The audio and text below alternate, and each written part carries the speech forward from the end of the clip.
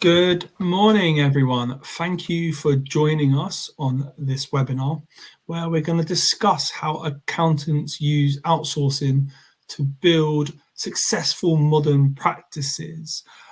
Please put some message in the box to say hi, where you're joining from, and most importantly, that you can see the webinar slides. I can, Robert, so that's a good start. But if our audience could let us know, that would be great as well. So this morning, we've got Robert from Initor Global. Good morning, Robert. How are you? Yeah, all good here, Nick. Thanks for introducing the webinar.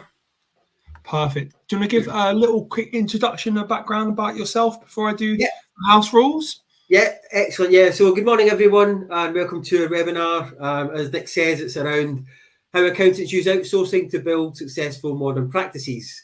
I thought it was a good idea to sort of come back to this subject. This is based on discussions with colleagues, existing Initor customers, and also prospects have been going out and about to meet over the last couple of months. There is still a feeling that there are areas of outsourcing that are not maybe commonly understood, maybe some barriers and skepticisms around outsourcing. So I thought it'd be a good idea to bring that together in today's webinar.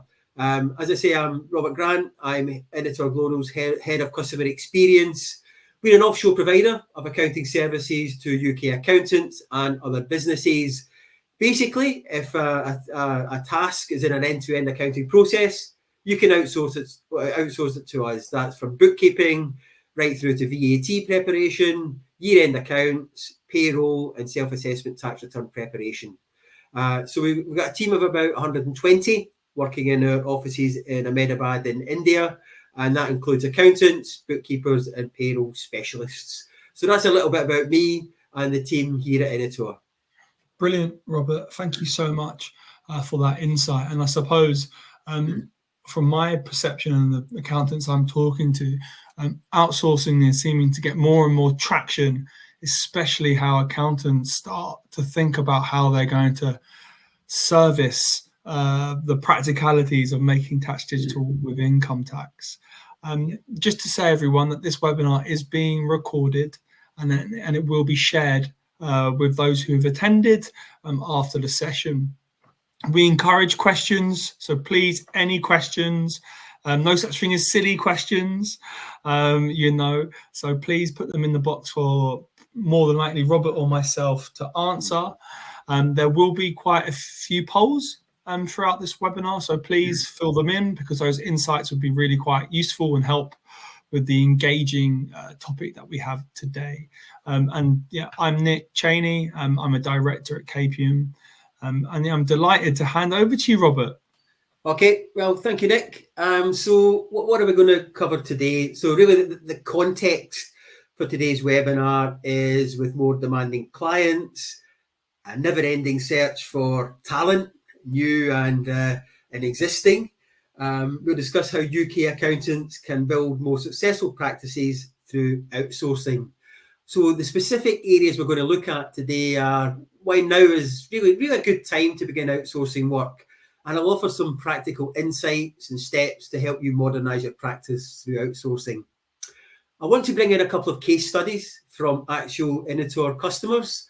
We'll start off with a case study in very basic terms about why a practice decided to offshore work. That's one of our clients who's been with us for about 8 years. So they've stuck with us, and they're really pleased with the decision they made to offshore work back in the day. And then we'll talk about some barriers to outsourcing and how to overcome them. Surprisingly, there's still some skepticism among accountants about whether they should outsource or not. And there are many perceptions about why outsourcing shouldn't happen. So we'll give you some areas of attention that you can think about for your accountants, and also for your clients as well, who may be a little bit skeptical, suspicious about anything that's moved offshore. And then we'll have another case study from an Initor client. This is about a larger practice who was really looking to scale and grow quickly, and came to us looking for a more strategic solution to their outsourcing needs. And that's been a really helpful relationship with them. We've learned a lot about how we can support accountants in other areas, not just in terms of crunching the numbers. It wouldn't be a webinar for accountants without talking about making tax digital for income tax. So we'll talk about that in the context of outsourcing and some of the challenges of MTD IT that you can address through offshoring work. And then we'll bring it all together in some final comments about how Initor Global can help you. We can help you deliver more successful, sustainable solutions for your accountants and also your clients. So the first part of the webinar today is about the timing of outsourcing work and some practical steps to modernise your practice. But I'm going to bring in Nick with the first poll here today. So what we'd like to understand is, what is the critical business issue facing your practice today? Is it growth, whether that be in client numbers or service provision? Is it the staffing and resourcing issues we've touched on already around the sort of pipeline of talent that's available to you? Is it client expectations in this social media, instant news driven sort of environment that we live in nowadays? Or is it the more basic things like pricing and profitability that you're trying to deal with day to day to help your practice thrive? So we'll throw that poll open and just get some thoughts with Nick at this time. Brilliant, Robert. Yeah, so that poll has been open. So you should see those 4 choices. So please do select one. I was just thinking, Robert, someone might be facing all of those issues, really. And I suppose over the past few years and probably what's happening in November, some of these points may be exacerbated further. Yeah. So far, we've got about half our attendees have responded. Okay. So would you like to maybe go through the next slide and I'll give you the results? I'll do that. So thinking about the reasons why you might outsource work, I've been searching for any empirical evidence, studies, that sort of thing that might have been carried out over the last 12 months about why businesses especially outsource work. And those that have accountants involved in the decision-making process. And I came across a bit of research from an organisation called SSON. They're a global research company and a data platform for shared services. What they do is they offer metrics and benchmarks for companies, but also finance professional as well. So just having a look at some of the the key feedback from that poll in earlier this year. Top of the reasons for outsourcing work is access to talent and skills. And I guess that chimes with, a lot of the sort of headlines that we're seeing nowadays. And, a whopping 63% of people involved in this study felt that was the key issue driving their reasons to outsource. Probably unsurprisingly, cost and efficiency features high on the list as well. And of course, that often drives the initial decision to outsource, the immediate cost benefits and the increases in efficiency that offshoring can bring to a practice.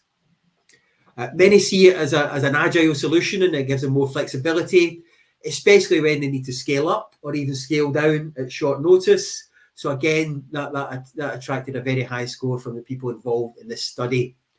And service improvement as well. Services to customers, that was seen as a reason to outsource, again probably linked to the access to talent and skills.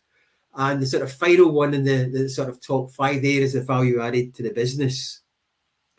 Interestingly, customer experience was towards the bottom of the reasons to outsource, and that's probably because accountants especially like to retain that part of the service in-house. They like to retain that human interaction and that sort of a personal touch with their clients. But if we take the top 5 reasons to outsource, we can see that the common thread all around those reasons is value creation for businesses. And that's through upskilling staff, automation, and better services for customers. So you can see there are strong reasons to outsource if that's what you're looking to do with your practice over the coming months and years. So I'll pass back to Nick if you want to give us some quick feedback from the first poll. Yeah, I think that's really interesting insight there, Robert. And it actually mirrors what our attendees are thinking as well. The votes are pretty evenly spread across growth, staffing and resourcing issues, and pricing. So how to be cost effective in a very competitive marketplace. So I think it almost marries up to the top 5, to be frank with you. But I think, we've got some ambitious accountants on this call who are looking for ways to grow their business and do it sustainably. So I think you can shed more insight onto that. Yeah. Perfect. So sort of taking that feedback from the audience, and also what we've just been talking about in terms of reasons people outsource. What are the sort of the key challenges that you're facing just now in your practice? Attracting and retaining talent, of course, top of the list. Few people are entering the profession, more people are leaving. That's a given, and that is really creating a crunch of talent sort of needs in the profession at the moment.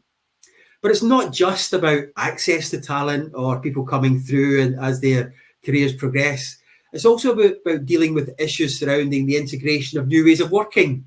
For instance, more people working remotely, generational shifts in expectations about attendance at an office, career progression, what they get out of a career as well, and a growing skills shortage, not just in the sort of givens, the compliance and the professional aspects of our work, but also the wider aspects about using tech and sort of access to IT-based skills as well. So there's lots to think about in terms of talent, not just the people entering the profession as well. And of course, alongside that, workforce strategies themselves have become increasingly diverse. And I don't just mean that in terms of the people in a practice or in a business, but it's how you integrate full-time workers with maybe gig-based economy workers and also remote workforces as well. So there's a whole range of competing issues that you can put under the umbrella of a sort of talent pipeline, but have equal impacts on a practice in terms of challenges that need to be overcome. And of course, all accountants are aiming for growth and scalability at some time in their practice sort of journey. Many are looking to grow client numbers, and they're looking to widen the number of services that they provide to their clients. But they do find capacity is limited to meet those objectives. And of course, scaling up at peak periods can be a challenge in itself, especially now we find ourselves in yet another tax season, with many customers coming to us with questions around what's going to happen in the future with my tax returns under MTD for income tax, but also how can you give me the best possible advice to make me tax efficient. So again, advisory services linked onto the need to grow and scale a business comes into play at this stage. And of course, there's client expectations as well. We know clients are increasingly demanding. They can move between accountants quite easily nowadays with cloud-based accounting. You can literally resign from an accountant on a Friday, download all your information over the weekend, and take it to a new accountant on a Monday and start the service then. So that brings its own sort of challenges and areas to address with clients who may be very price sensitive or find their experience with an accountant isn't as good as they expected it to be. So meeting those client expectations for service and also replying to their questions instantly, given the sort of social media 24-hour environment that we now operate in, can be a challenge in itself. And we're still seeing a lot of market disruption at the moment, mainly around pricing. We have more fully online entrants to the industry. Many of those are low cost, and they offer fixed pricing, subscription-based approaches to the services that they offer. They're often loss leaders as well, so they're trying to sweep up those clients who are extremely price sensitive. Many accountants are now using dynamic pricing as deadlines loom as well, and how to use this, in the context of the MTD for IT work that's coming down the line is a challenge that accountants are grappling with at the moment. And we have a whole section on that agenda coming up later in the webinar. And of course, there's regulatory changes as well, not just the MTD for IT agenda. We've also got the Companies House changes, which seem to land on accountants to deal with for their clients, covering the new ID requirements for company directors and persons with significant control. Again, all of this sucking in resources from accountants to deal with. And of course, as Nick mentioned, we've got the budget on 26th of November. that is probably going to involve a bit of pain for clients, but also accountants themselves as business owners. There could be a lot in there to deal with to make sure that your practice continues to be successful over the coming years.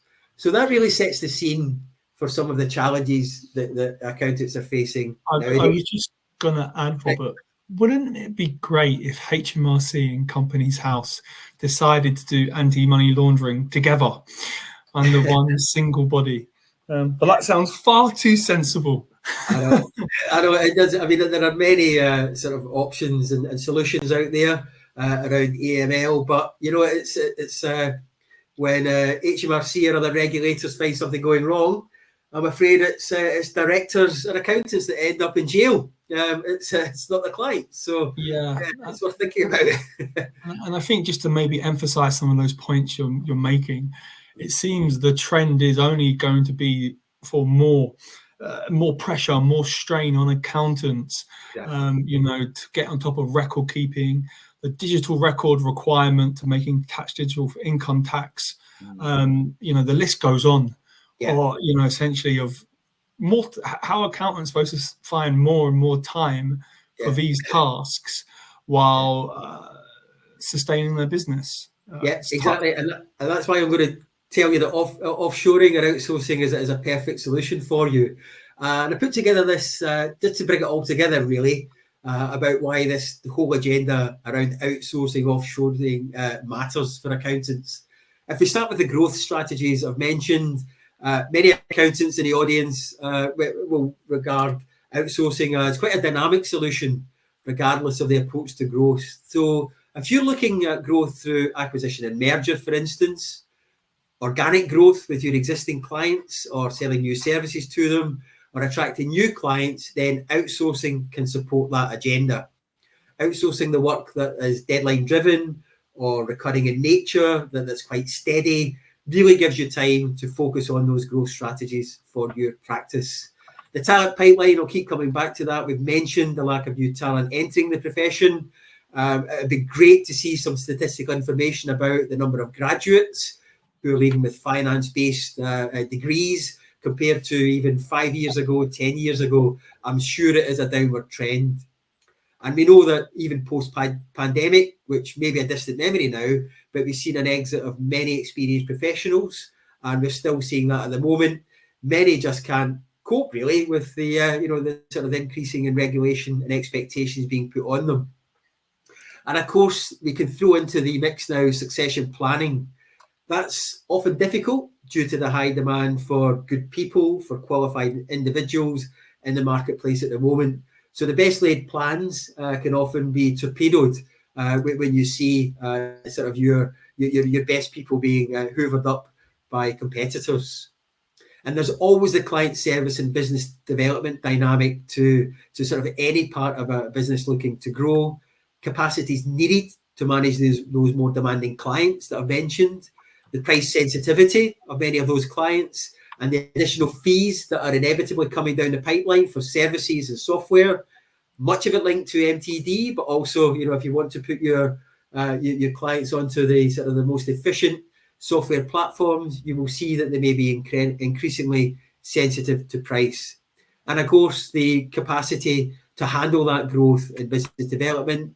Demand for specialist services is growing by the week, it appears. More individuals are looking for advice on wealth planning, inheritance tax planning, and increasingly non-DOMs looking for advice on how they should deal with the new regulations that have come into play following the last budget, and who knows what's going to happen on the 26th of November as well. So again, all this is a perfect storm for accountants at the moment.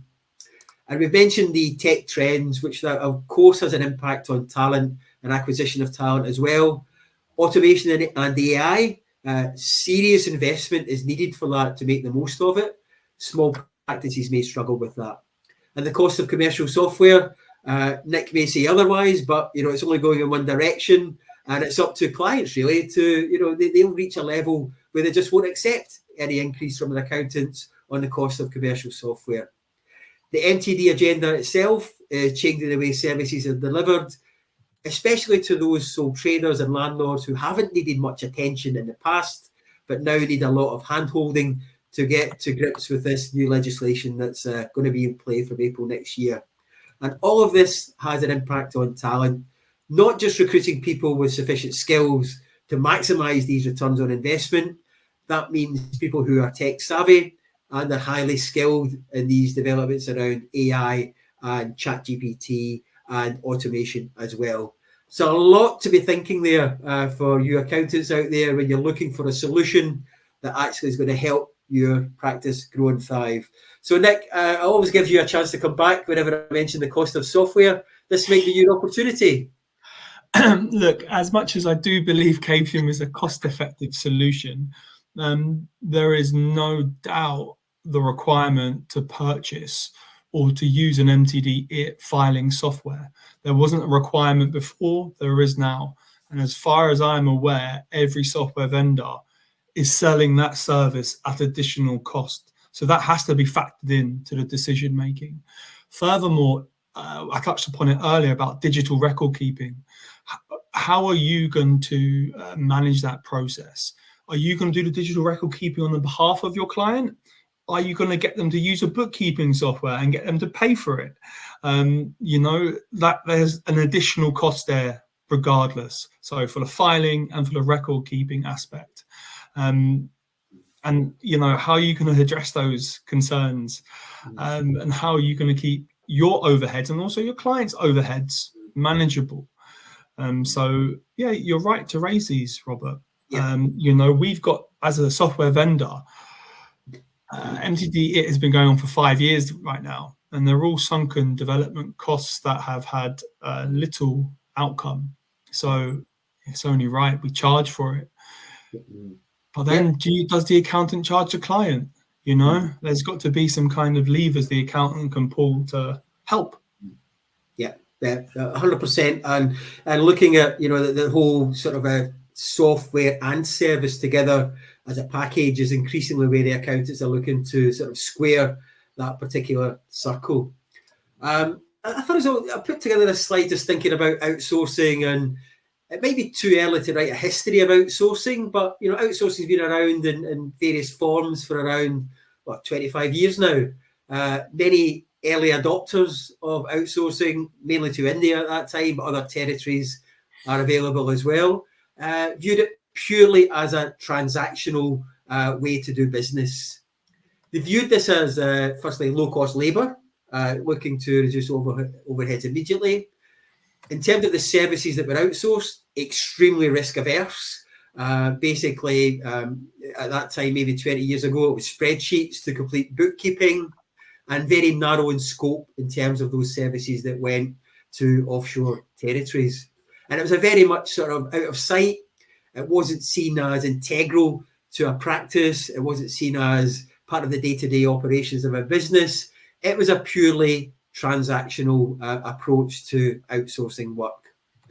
But that's changing, and it has been changing for a number of years now. It's now seen as a much more strategic solution to some of the challenges that especially accountants are facing nowadays. It's a more transformational approach to providing services. And offshore, you're now using highly skilled professionals. Many will have been trained in the UK, and they've gone back to India or other territories just to sort of make the most of their family life and pursue their career there. It's now seen as a longer-term partnership. You're not just in it on a year-to-year basis or on a seasonal addressing peaks of work basis. It's seen as a real solution to some of these sort of legacy problems that a practice may be trying to resolve, and also those new challenges that are coming down the pipeline. So seen very much as a sounding board and a true partner in terms of how a business should develop. And of course, a lot of it now is tech driven. The days of sending sort of scanning information, sending them offshore. It's now driven by cloud-based technology, AI, and automation. So any investment in the UK and your tech, can realise, significant benefits by offshoring that work to make sure that you make the most of that return on investment. And of course, there are big organisational and cultural impacts from offshoring work. The offshore team is seen very much as part of the onshore team. There's regular contact through sort of video calling, email, telephone calls as well. Very much part of the team and seen as an integral part of the success of a practice going forwards. So that's where outsourcing is now. And, obviously the next 5 or 10 years are probably going to bring even more transformation into the way that relationship works. I was just to add some of the trends that I've started to notice is also that people are even outsourcing PAs.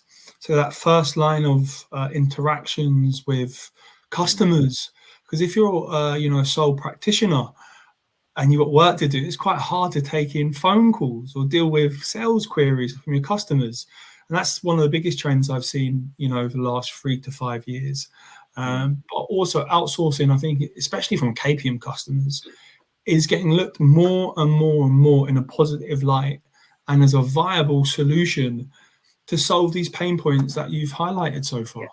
Yeah, absolutely. So, and we are now helping clients with onboarding, for instance, and I'll give you some examples from a case study about how we really got sort of, into the day-to-day operations of a practice, and as a sort of a challenging friend, we offered them pointers to help improve how they tackled communications with clients and that sort of thing. So I'll come on to that in a second, but you're absolutely right. It's not just bookkeeping work we're offshoring now. It's PAs, it's first point of contact as well. So you're thinking about introducing outsourcing to your practice. So what do you do? Well, first of all, treat it as any other project. Define clear objectives and outcomes that you're looking for. And of course, research the market as well. There are many providers working from many different territories. So outsourcing, like any other project, will fail if you don't define clear outcomes from the outset.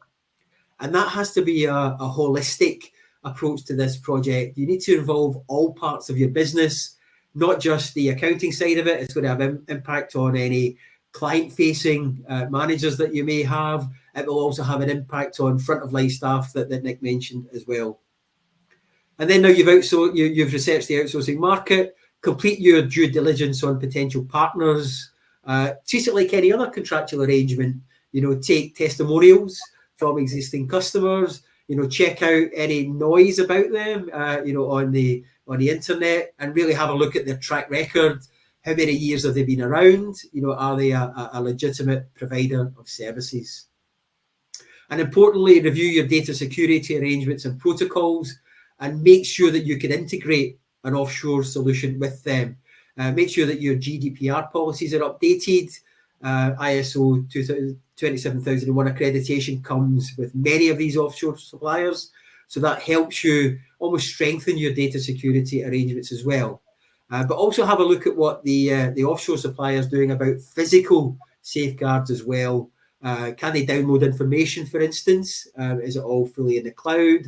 What are the physical safeguards on people taking mobile devices into the office and that sort of thing? So again, look carefully at what a provider is saying about those sort of key issues around data security. And then once you get into the relationship, it's always a good idea to test it.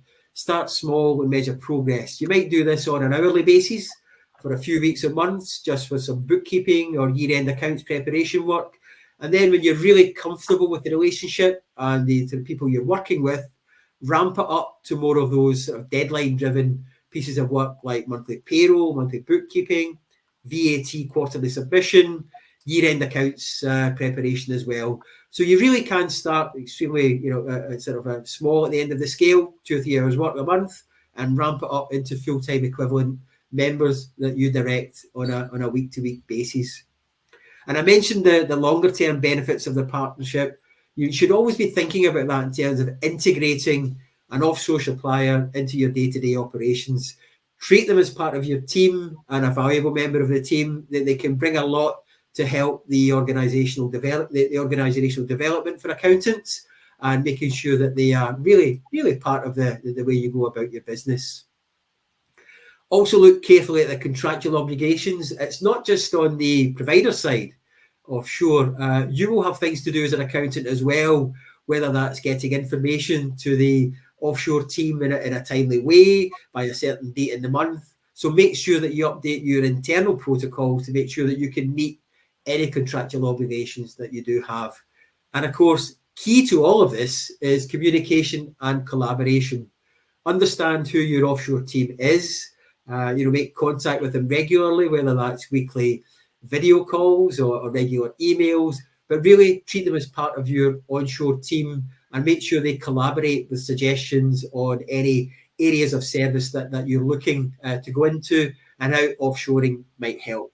So there's a lot you can do in terms of establishing a framework to introduce outsourcing successfully to your practice. Okay, I'll move into our first case study, and this is an Initor client. Been with us for about 8 years now, and we look back at their original decision to outsource work to us. And this will be a familiar story to many of the audience. The practice is a sole practitioner based in the UK, the southwest of England. And what they're doing is they're targeting SMEs, in terms of the services that they provide. There's one other accountant in addition to the practice owner and an office manager. So a very streamlined sort of approach to the business. Turnover is about $1 million plus, and it's growing. And this is where the sort of interesting part of the equation comes in, that the clients were very much in the hospitality and entertainment sector. So there was a real impact, as you would expect, through the COVID pandemic that had to be dealt with.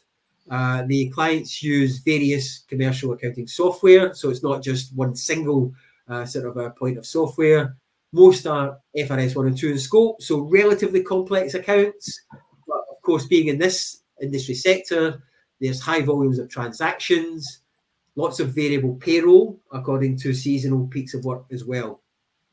So the owners themselves, their priority was to help their clients prosper. And they've done that, and they're still doing it through providing specialist advisory services at key points in the client business cycle. And that's where the practice owner comes into his own.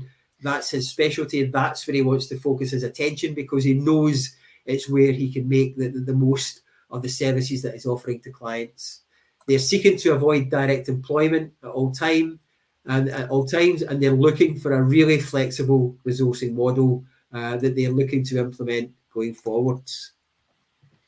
So how did we help them? Well, we immediately found them an FTE accountant, a bookkeeper, and a payroll resource which was familiar with the hospitality and entertainment sector. Continuity of service was assured at peak times, and that's what the owner was looking for from this relationship. It was making sure that service delivery never wavered. And of course, being a small practice with a relatively small number of people involved in it, they had no payroll expertise at all. So we brought that into the practice through our outsourcing arrangement. And of course, we offered a flexible resourcing model, which involved ad hoc resources to help through seasonal peaks, and also full-time equivalent resources to work with that sort of a steady, recurring type of work. And this model came into its own following the sort of bounce back from the pandemic, when a lot of businesses were getting up and running again for the first time, and they seen a real upsurge in demand for their services. So we helped them through that with this flexible resourcing model.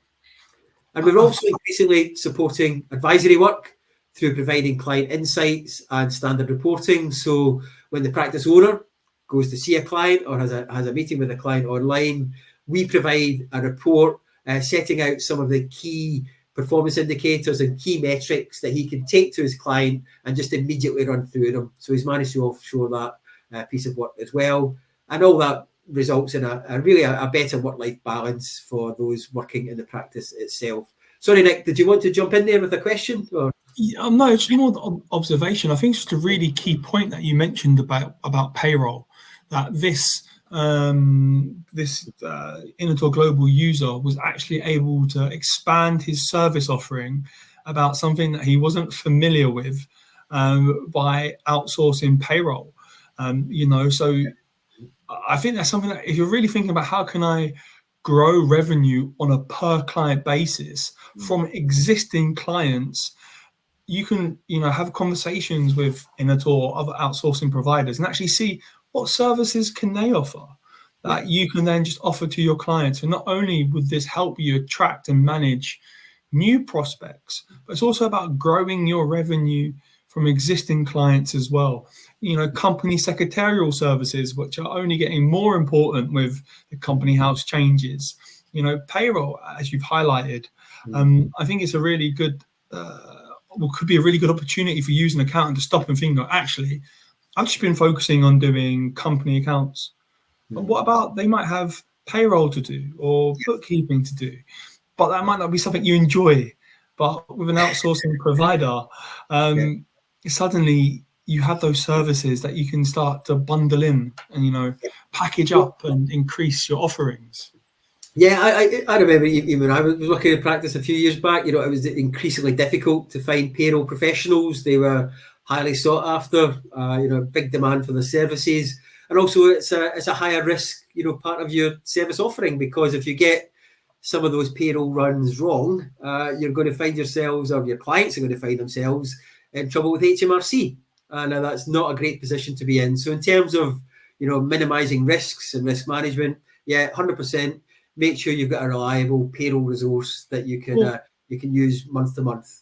Or maybe historically you were turning business away because you didn't do particular services. So I think as Robert mentioned, and as some Capium customers have to date done, is start with that kind of on-demand resource. And then you've got that lever to pull if you need to kind of offer these additional services when you're ready. Yeah.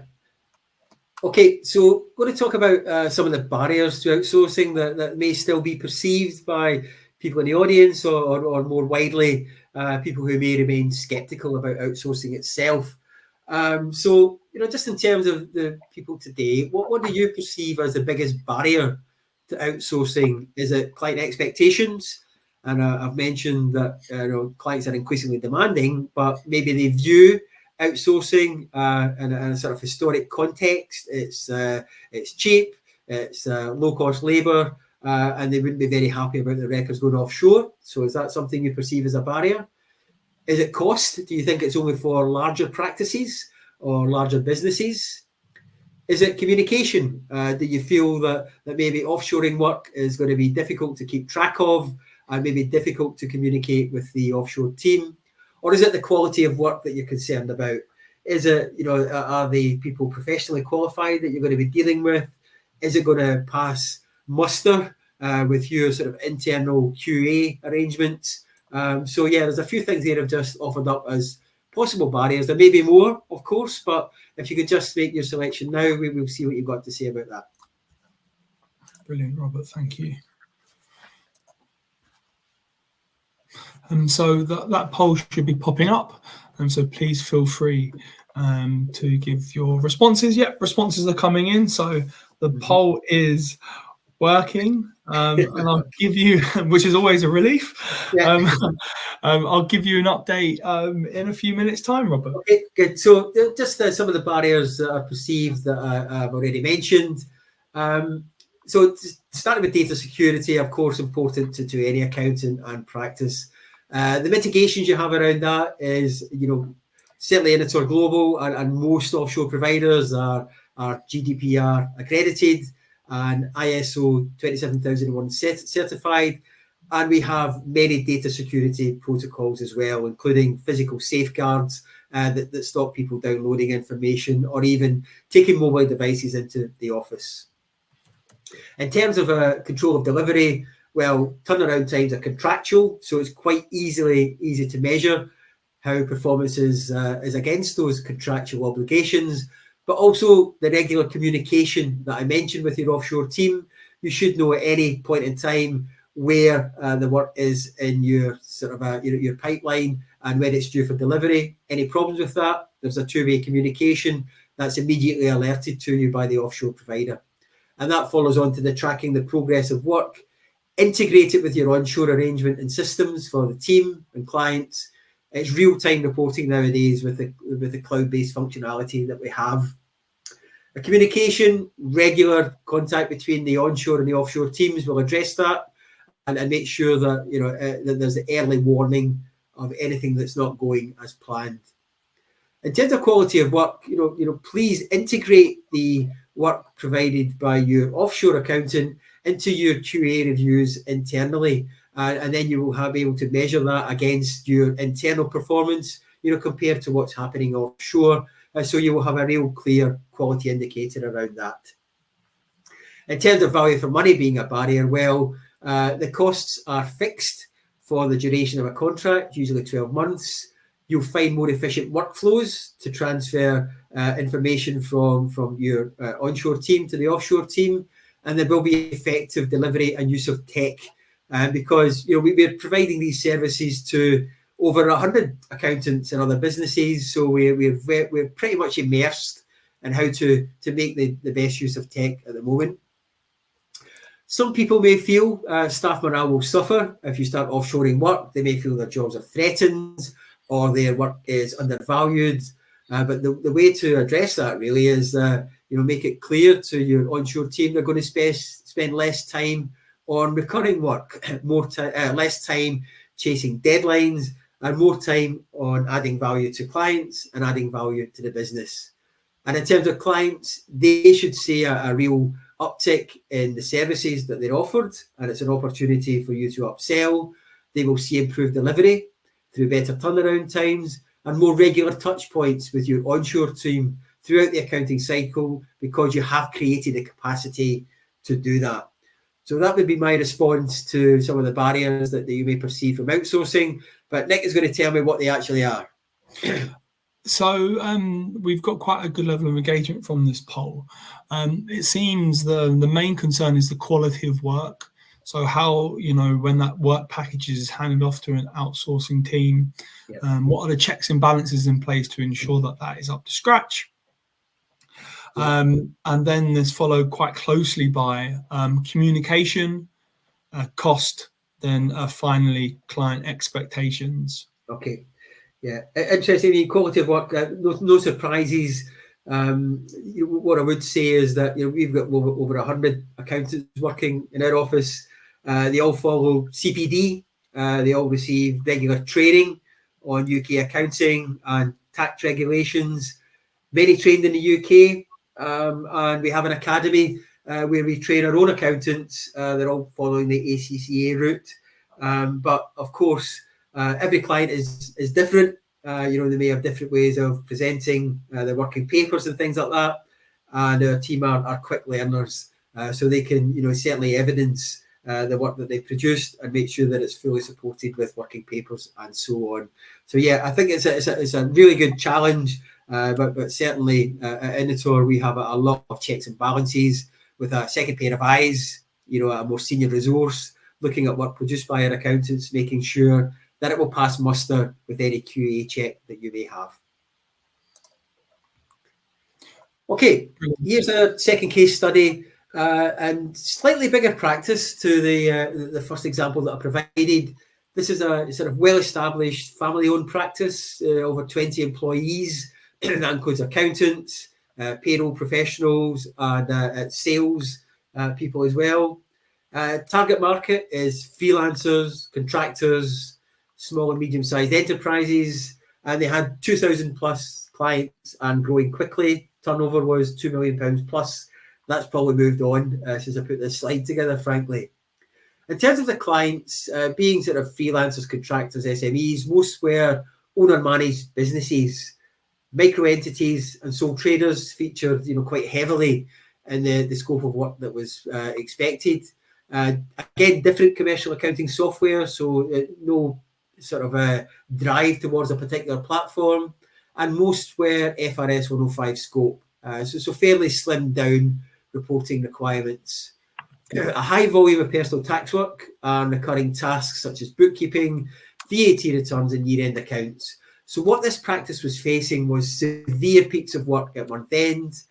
A lot of clients were on 31st of March year ends, and throughout the personal tax season, high demand for tax advice and self-assessment tax return services as well. What the owners were looking for was rapid growth. They wanted to add over 100 clients every month, so they had quite aggressive pricing and quite aggressive sales and marketing. They had identified some key risks that they needed our help with. They needed to create capacity to onboard new clients. They had a hot UK recruitment market that they were trying to deal with. So again, coming back to the talent pipeline, and succession planning was a problem, being a family-owned business. And they were also looking for a more strategic offshore solution. So it wasn't just that transactional relationship they were seeking. So what did we do? We immediately had a critical review of their systems and processes. That wasn't just their accounting software, it was an approach to their CRM arrangements and how they contacted clients, and at what point in the accounting cycle they contacted clients as well. We tried to shift their mindset away from cost reduction to this more strategic solution. So a more holistic solution was offered to this practice. And some of the things we did was we automated messaging as work progressed, using template emails to clients, so that the practice itself could track progress through their own CRM system. So you had the offshore team working very much as part of the onshore team, sending emails and making sure that work was updated as soon as possible. We also prepared a plan to clear the backlog of work that they had found themselves with, to address the recurring peaks of work, and to build capacity. So it was a holistic plan to address the challenges that this practice was facing. And what happened then, the risk of non-delivery was reduced at critical points in the client relationship, especially at onboarding. So we carried out some of the onboarding tasks as well, to make sure that the first impression that clients had was one of a very smooth operation and immediate response to any questions that they may have. There was also the gradual transfer of resource-heavy, complex clients to the offshore team. These were pretty long-standing clients that maybe were on more, shall we say, competitive sort of pricing arrangements, but did involve a lot of resources to complete their monthly bookkeeping and VAT work. So those were gradually transferred to deal with to the offshore team to deal with en masse. And we used a sort of bulk service arrangements for personal tax work, and the fixed pricing really helped support that practice pricing model.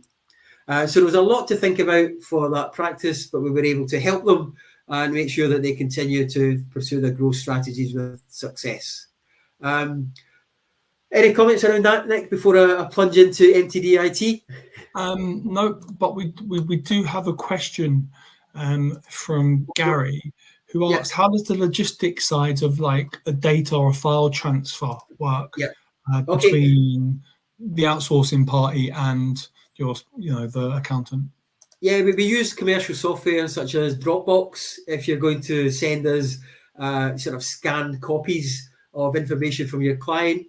If they have their cloud accounting software, then we use the secure login arrangements that you will provide. We log in via your server, so that everything is in the cloud.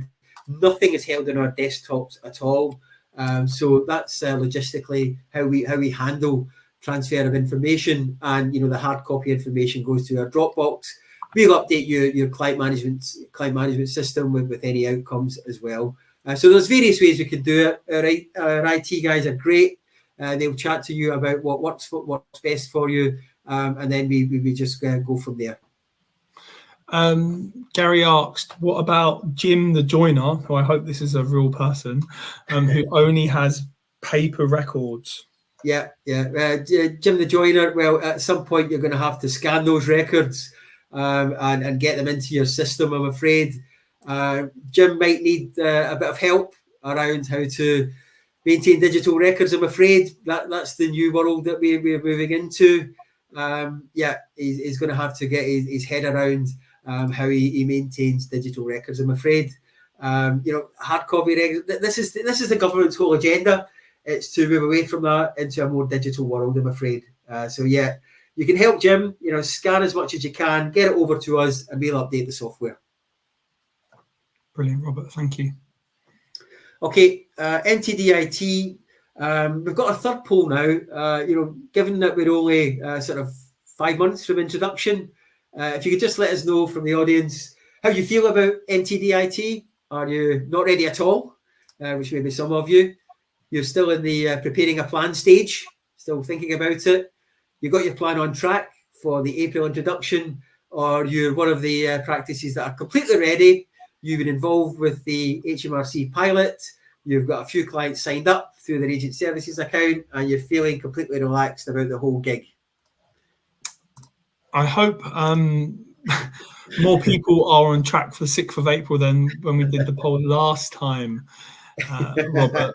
Yeah, it's But always we, good to track how these yeah, things. But we sorry. but just thinking about some of the challenges that we've all been dealing with over the past few months, and frankly, they're still there for many accountants. You know, finding the resources to deliver this work alongside your recurring work is going to be an issue for those of you who have a lot of sole trade or landlord clients. You're going to be faced with real peaks of work around month end when bookkeeping is due, and quarter end when VAT work is due for your clients who are VAT registered, and maybe those sole traders who find themselves caught by those VAT thresholds going forwards. So yeah, you're going to have to deal with those severe peaks of work going forwards. I mean, we've touched about the cost of new software and training, but you know, of course, it's training for your people internally, but also helping your clients who may want to self-serve in terms of maintaining their digital records. You know, quite a few people are through the system now in terms of signing up for MTD through the agent services accounts. I know that was quite a sticky process in the beginning, but I think HMRC has listened to feedback. So it should be a relatively smooth journey now to get people signed up. Maybe not so smooth if you have more than one agent involved with a client. So again, that all attracts resources and time to make sure that happens smoothly. Updating your workflows is going to have to happen in terms of when deadlines are looming, and you need to remind clients of what they need to do from their side. You know, clearly looking at that and making sure that you're ready to hit all those HMRC deadlines every quarter. We'll need a real close examination of your workflows and some new systems engineering. And of course, engaging these clients in these new processes is going to be a drain on capacity. I mentioned in my introductory remarks that, you know, sole traders, landlords, probably the most overlooked part of any practice. They haven't really needed much in the past by way of support. Turn up once a year with their you know, personal tax records. The accountant puts them into some sorts of semblance of order, calculates a tax liability, and then submits a tax return. That's all changing. So getting clients engaged in these new processes is going to be quite a challenge, and we'll probably need some personal touch from you accountants out there. And of course, some clients may wish to go down the route of self-serve, and you're inevitably going to have to unpick some of those user errors going forwards. So a lot of challenges there. I'm trusting that a lot of you are dealing with those. But if Nick, you can let us know how the audience is feeling about that, that would be great. So a third are not ready at all, and of the rest are preparing a plan to tackle it. Now, preparing a plan, I'm not sure whether that's just a document that says plan on it. I'm not sure. And there's one person sitting smugly who's all on track for the 6th of April.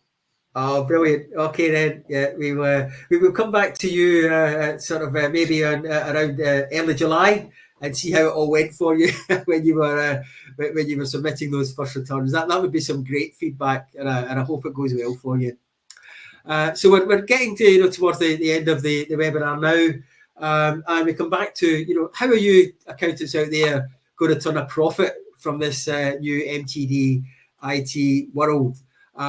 You know, based on feedback from our previous webinars around this agenda, you know, almost all accountants are looking for substantial increases in fees. The ranges we've heard is from 50% increase to 150%. And what's that based on? It's based on client needs. Many accountants have already segmented their client bases, and they've looked at how those clients are sort of categorized according to risk and the amount of support they need in terms of setting their price. Many are looking to introduce incremental pricing as deadlines loom. So again, if you're using offshoring, it's a chance to use your fixed cost service, but really gain the maximum benefits from incremental pricing as those deadlines are approaching.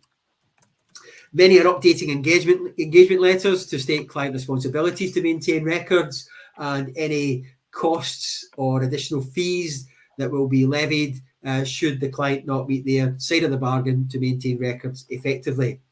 And also many accountants are looking to extend their monthly subscription options. That's helpful to accountants for regular income flows, but also helpful to clients because they know the sort of, the monthly costs of the service that the accountant's going to provide. And I think there's another maybe softer advantage here because clients, if they are paying monthly, they will understand that this is an ongoing service that they're getting from their accountant. It's not just something that happens at a particular point in the calendar. And of course, this is all being driven by new digital record keeping responsibilities and the compliance risks of not filing on time and the additional software costs. And of course, many of you will have already invested in cloud-based software. And again, an opportunity to realise the benefits of that investment going forwards. And of course, many accountants are now looking to price their options based on self-serve, partial self-serve, up to full bookkeeping and accounting service. So quickly go over this sort of slide around tasks that you can outsource.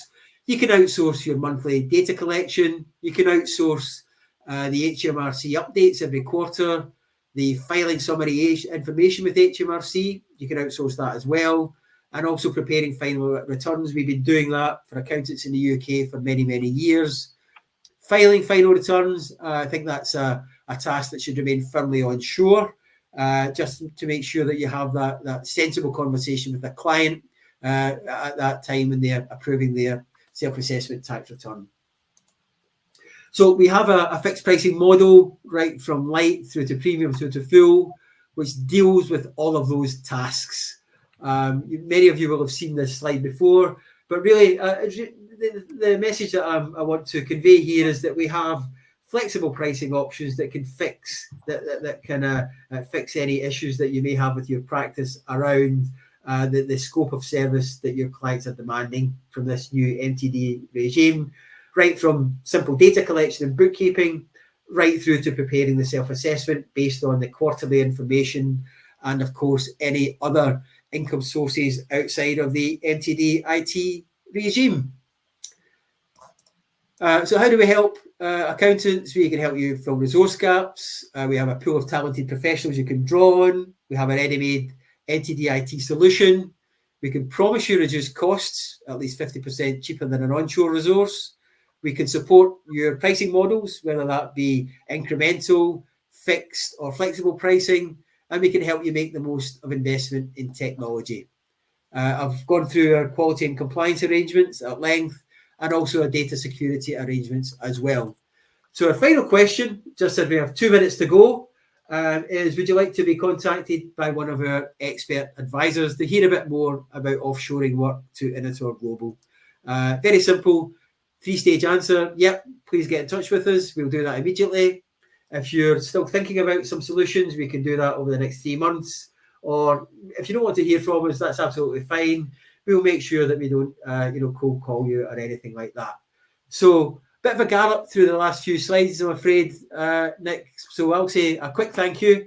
Here are my contact details, but I'll pass to you to close. Brilliant. Well, thank you so much for that, Robert, and I hope you've managed to provide an insight into outsourcing. The only question I have, and I think you can close it with this, is if I'm an accountant, I'm unsure how I take my first step with Initor or any service provider. How would I go about that? What would you recommend? And then we'll end the webinar on that. Yeah, again, just be clear on what you want to get out from this outsourcing arrangement. Is it just to help you deal with a short-term fix? Or is it increasingly, as we're seeing, a sort of long-term partnership? Talk to us about your needs. We will come up with something that's extremely flexible and tailored to your needs. So not every client has the same level of service in terms of ad hoc, half-time equivalent or full-time equivalent. We will tailor that to your needs, and we will listen to you if there are areas that you think you need support with around your systems and processes. We're happy to do that as well. So yeah, treat it like any other project. Treat it like any other professional arrangement. Brilliant, Robert. Thank you so much. And thank you everyone for attending. Yeah, the webinar is being recorded and we do have a minute left. So if there's any last questions that come flying in that are burning at the tip of your fingertips, please feel free to type them. Otherwise, in the chat, I've shared my LinkedIn details. I've shared Robert's LinkedIn details. Yeah. And I'm certain Robert will be sending a follow-up email afterwards. Yeah. Thank you so much, Robert, for your time. No, thank you, Nick. Always a pleasure. And great to see so many people in the webinar. I hope we've helped in some small way. So good luck, everyone. Perfect, Robert. Thank you, everyone. Enjoy the rest of your day. Cheers.